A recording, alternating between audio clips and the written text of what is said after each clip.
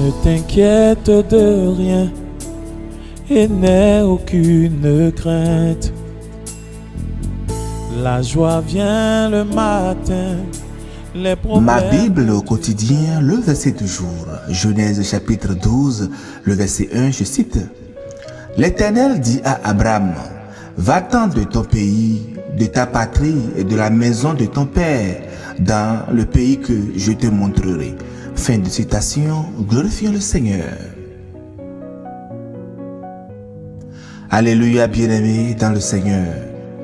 La Bible nous parle ici dans le verset d'un homme. Il s'agit d'Abraham appelé à tout quitter, sa maison, sa famille, son confort et tout ce qui lui était familier. Imaginez l'instant que Dieu nous demande la même chose.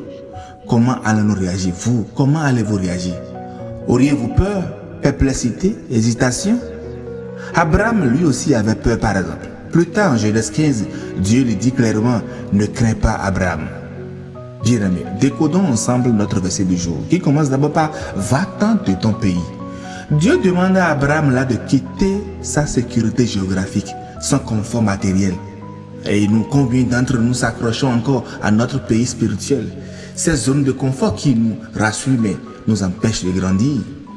Le verset continue en disant « de ta patrie ». Plus profond encore, mais ici, c'est très capital parce que la patrie représente l'identité culturelle, les traditions héritées, parfois les influences négatives. Abraham doit se détacher de tout ce qui pourrait freiner son destin divin, tout ce qui pourrait freiner la promesse. Et vous qui m'écoutez, quelles sont les patries mentales qui limitent votre foi? Le verset continue en disant « Pars de la maison de ton père ». Voici le texte ultime. Les liens familiaux, l'héritage émotionnel, les attachements les plus forts. Abraham doit tout quitter. Dieu ne demande pas à Abraham de haïr sa famille. Non, pas du tout, parce que la famille, c'est le sang. C'est ce que nous avons de plus cher.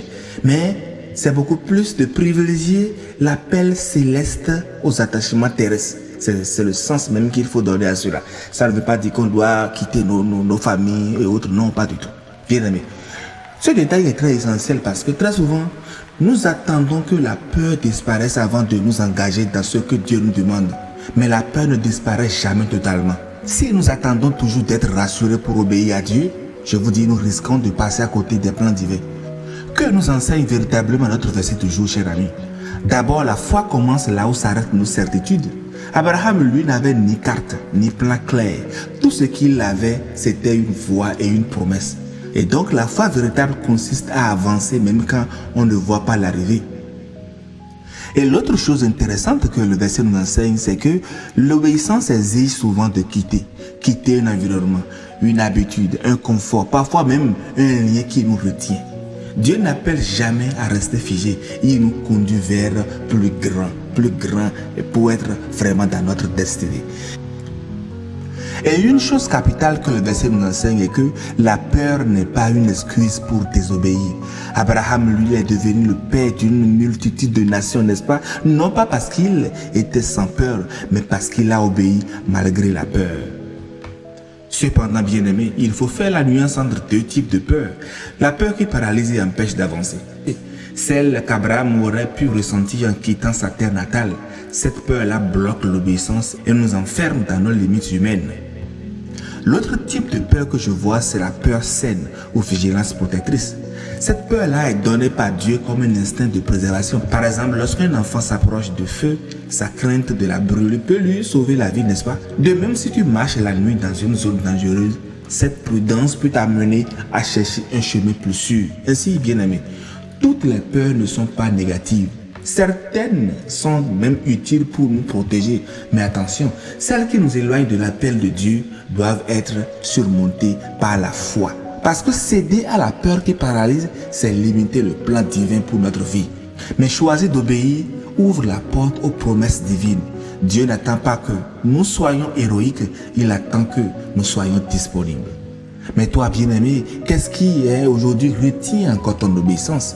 Est-ce la peur du regard des autres? Le doute sur tes capacités? Le confort d'une situation que tu ne veux pas abandonner? Qu'est-ce qui te retient vraiment? Aujourd'hui, Je t'invite à t'engager dans ce que Dieu te demande, même si tu dois le faire en ayant peur, car c'est au bout du chemin comme Abraham, tu découvriras que la récompense est grande. Et surtout, souviens-toi de cette vérité dite dans Hébreux 11, le verset 8.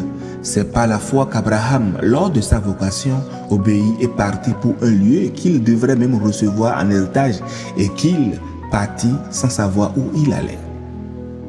En somme, chers frères et sœurs, au travers du verset, l'appel d'Abraham est aussi le nôtre aujourd'hui. Quitter pour recevoir, oser en fait pour entrer dans la destinée. Le courage ne consiste pas à n'avoir aucune peur, mais c'est à avancer avec Dieu malgré la peur. Et là, nous découvrons que sa fidélité est toujours plus grande que nos hésitations. Bonne méditation et agréable journée dans la paix de notre Seigneur Jésus-Christ, celui-là qui nous conduit pas à pas. Alléluia chez vous.